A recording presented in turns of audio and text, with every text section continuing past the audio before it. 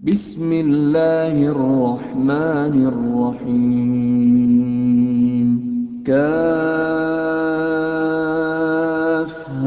ya ain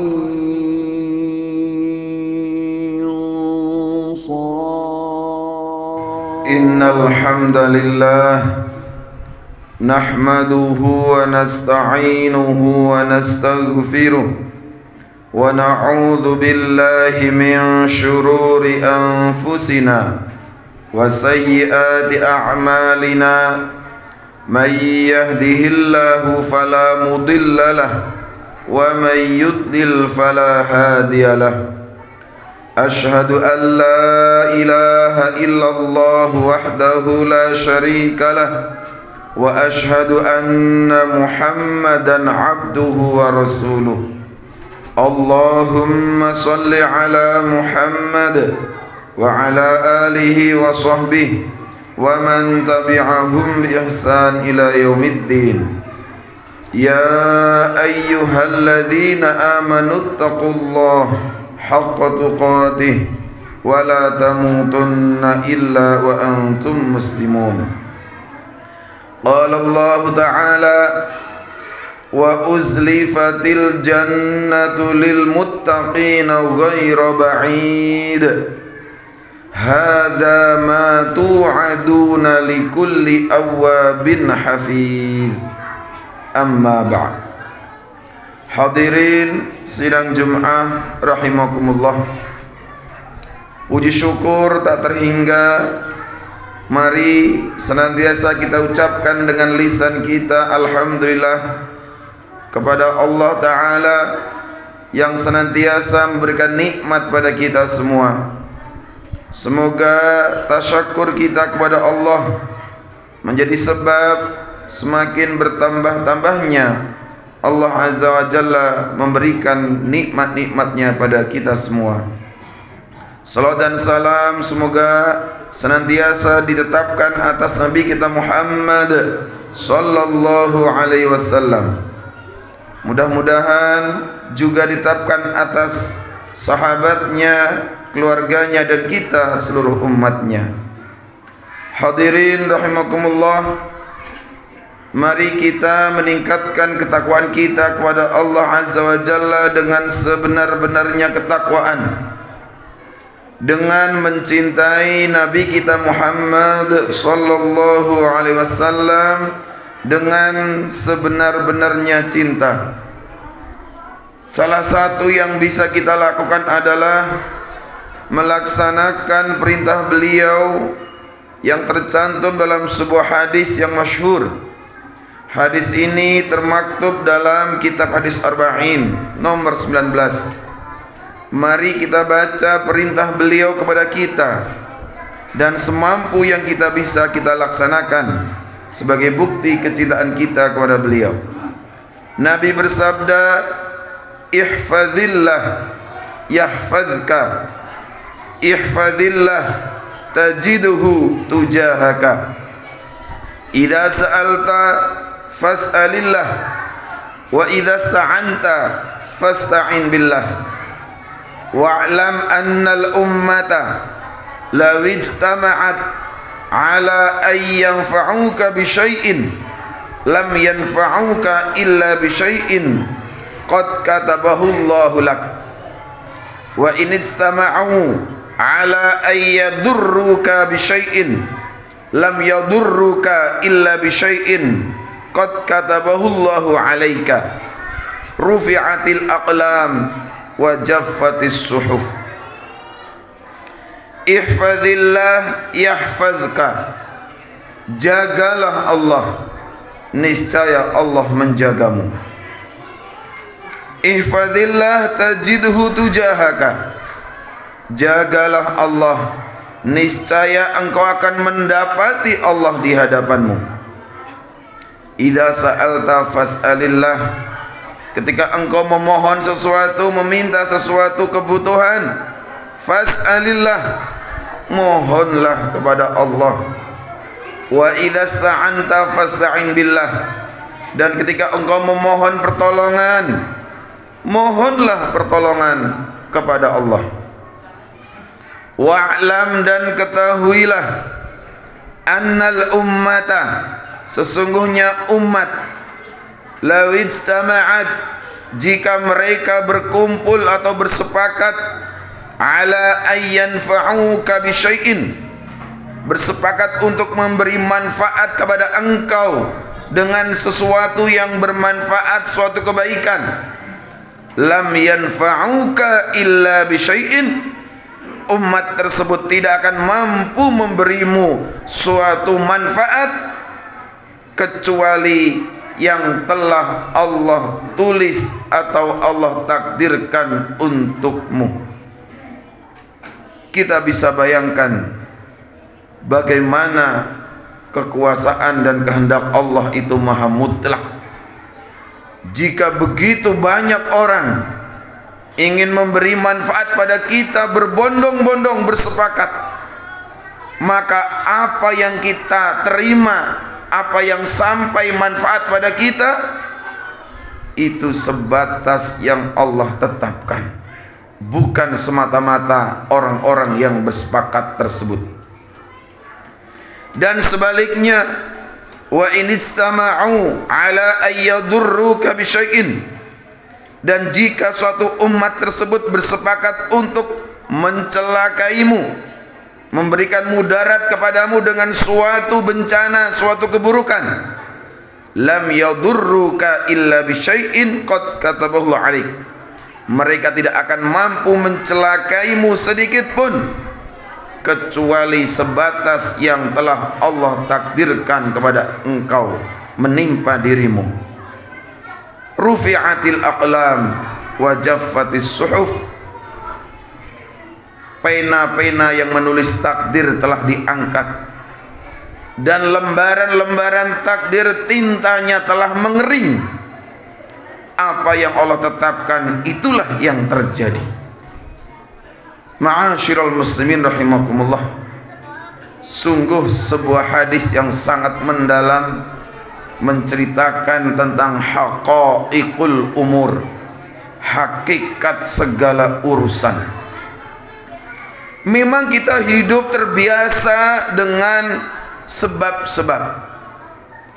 Ada orang memberi manfaat pada kita karena kita bekerja kepada dia, dan seterusnya.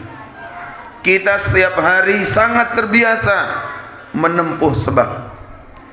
Apakah itu tercela? Apakah itu menghilangkan tawakal? Tentu tidak. Menempuh sebab bagian dari takdir Allah juga. Ketika ada sebagian sahabat sakit, mereka bertanya, wahai Rasulullah, bukankah penyakit ini bagian dari takdir Allah? Betul, kata Nabi, membenarkan. Lalu untuk apa kita berobat, Nabi? Bukankah sakit ini takdir Allah? Apakah berobat itu melawan takdir? Maka Nabi menjawab bahwa berobat itu termasuk bagian takdir Allah juga. Imma takdir menuju kesembuhan, atau ada juga sudah berobat tidak ada takdir kesembuhan, yang ada adalah takdir kematian. Apapun yang terjadi, sesuai akhir hadis tersebut, bahwa pena takdir telah diangkat, lembaran-lembaran takdir tintanya telah kering. Maka sebaik-baik sikap seorang mukmin, tawakal tertinggi kita semata-mata kepada Allah Ta'ala, tidak melupakan ikhtiar sebab-sebab zahir, kita tempuh sesuai batas-batasnya, tetapi rasa bergantung dalam hati yang paling mendalam harus sekuat-kuatnya kepada Allah Azza wa Jalla. Inilah pelajaran yang sangat penting dari hadis tersebut, bagaimana Nabi mengajari umatnya tentang terus muraqabatullah dalam setiap perbuatannya. Imam Ibnu Rajab ketika mensyarah hadis tersebut, beliau menjelaskan poin pertama, ihfazillah yahfazka, jagalah Allah maka Allah menjagamu. Jika seorang mukmin betul-betul melaksanakan segala perintah Allah, menjauhi larangannya, maka penjagaan Allah Azza wa Jalla kepada seorang mukmin betul-betul nyata. Dijelaskan oleh Imam Ibnu Rajab, Allah menjaga seorang mukmin yang bertakwa kepada Allah, dijaga fisiknya, fi badanihi. Allah jaga juga di keturunannya, dzurriyyatihi.